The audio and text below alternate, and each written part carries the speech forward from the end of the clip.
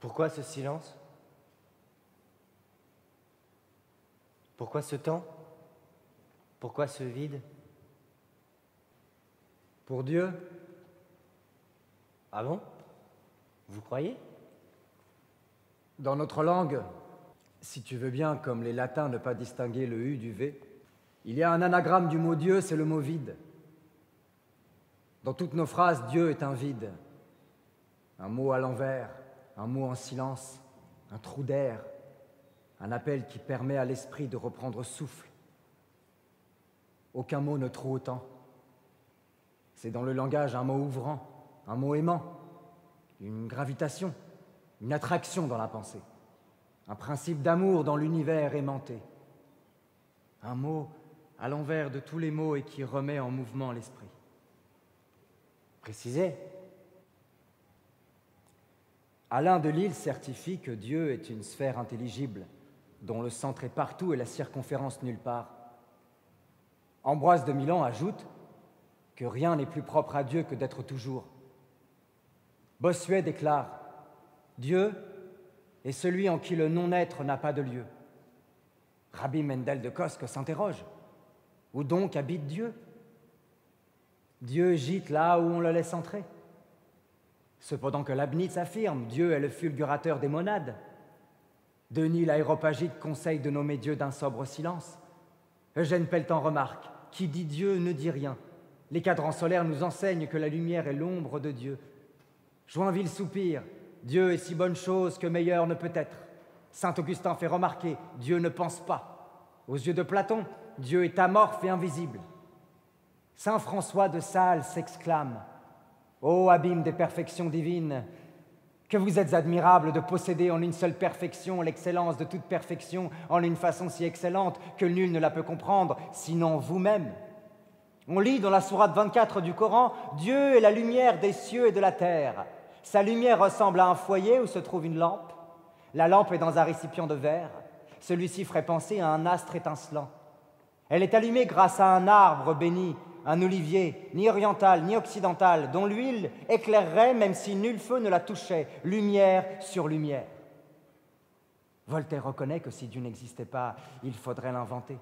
Bernard Falga, citant Spinoza, soutient que Dieu est le refuge de l'ignorance. Jean Rostand observe que si l'on tue un homme, on est un assassin, si on tue des millions d'hommes, on est un conquérant, et que si on les tue tous, on est un dieu. Isaïe témoigne, dans tous les malheurs, lui aussi était dans le malheur. Le Pirkei de Rabbi Eliezer révèle que Dieu se manifeste dans le buisson d'épines parce que c'est l'arbre douloureux, et Dieu souffre quand les Hébreux souffrent en Égypte. Nietzsche claironne que Dieu est mort. Georges Bataille jure que ce que Dieu savoure, c'est la haine qu'il a de lui-même, à laquelle aucune ici-bas ne peut être comparée. Dostoïevski pose « Si Dieu n'existe pas, tout est permis ».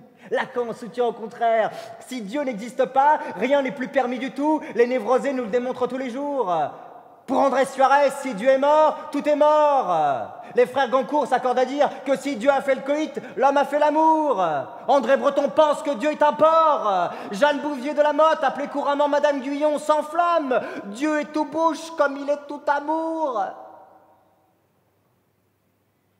Hildegard de Bingen dit qu'il sera le retour par le néant de la totalité des êtres. Angèle de Foligno voit dans le Christ le cœur alternant de tout ce qui respire.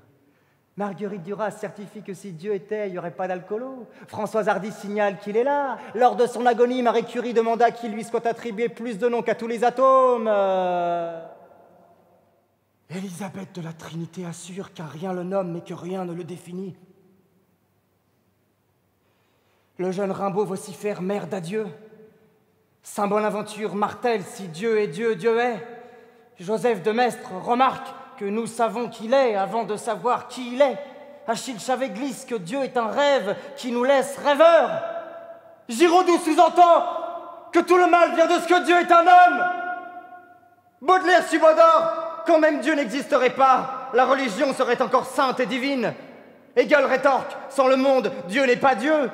Louise Michel trouve que le bon Dieu est trop versaillais. Sur lance, Dieu est un rien du tout qui n'existe que par la surabondance de son néant. Quant à Spinoza, il gage que si les triangles faisaient un Dieu, il lui donnerait 3 côtés. Descartes, reprenant Saint-Anselme, formule « Dieu est parfait ». Or, s'il lui manque l'existence, il serait pas parfait. Donc il existe. Le prophète Daniel désigne Dieu de 2 verbes. Il sauve, il libère. Sartre serine, Dieu se tait, je n'en saurais démordre. Nietzsche se demande si l'homme n'est qu'un coup manqué de Dieu, ou bien si Dieu est un coup manqué de l'âme. L'Alcoran proclame, où que nous nous tournions, c'est face à Dieu. Dietrich Bonhoeffer conclut, seul un Dieu faible peut porter secours. Diderot trouve que le Dieu des chrétiens est un père qui fait fort cas de ses pommes et fort peu de ses enfants. Saint-Denis confesse, Dieu est la ténèbre plus que la lumineuse du silence. Achille Chavet note que l'on trouve aisément en Dieu des signes graves d'anthropomorphie. Kant ne reconnaît à Dieu qu'un très faible intérêt théorique. Hubert Félix Thieffen assure que Dieu est un phoque à poil dur. Paul Claudel, devant le spectacle des étoiles, s'émerveille que Dieu soit si riche. Voltaire accorde qu'il ne peut songer que cette horloge existe, n'est pas d'horloger.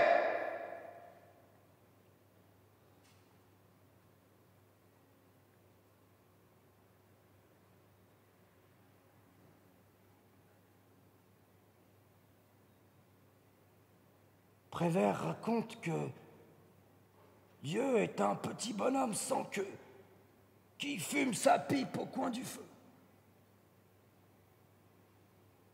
Pascal serre sur son cœur l'inscription « Dieu d'Abraham, Dieu d'Isaac, Dieu de Jacob », nom des philosophes et des savants. Mallarmé, dans une lettre du 14 mai 1867, rappelle sa lutte avec ce vieux méchant plumage, terrassé, heureusement, Dieu. Victor Hugo résume, attachez Dieu au gibet, vous avez la croix. Gainsbourg ajoute que Dieu est un fumeur de Havane. Mauriac se félicite que dans le destin de tout Dieu, il y ait Dieu à l'affût. Sade fulmine, ah, s'il existe ton Dieu, que je le hais. Épicure mentionne que Dieu tourne sur lui-même avec volubilité. Jean-Joseph Surin soupire qu'il est l'amour purifiant, l'amour illuminant, l'amour crucifiant, l'amour triomphant, l'amour consumant, l'amour brûlant, l'amour languissant, l'amour en Michelet lâche que le Dieu du monde, c'est la loterie. Artaud Glapi, Dieu est-il un être? S'il en est un, c'est de la merde. Leibniz répond que Dieu est absolument parfait. Heidegger émet l'hypothèse que Dieu est le demeuré manquant de l'être s'absentant. Michel Léry se figure que Dieu est une métaphore.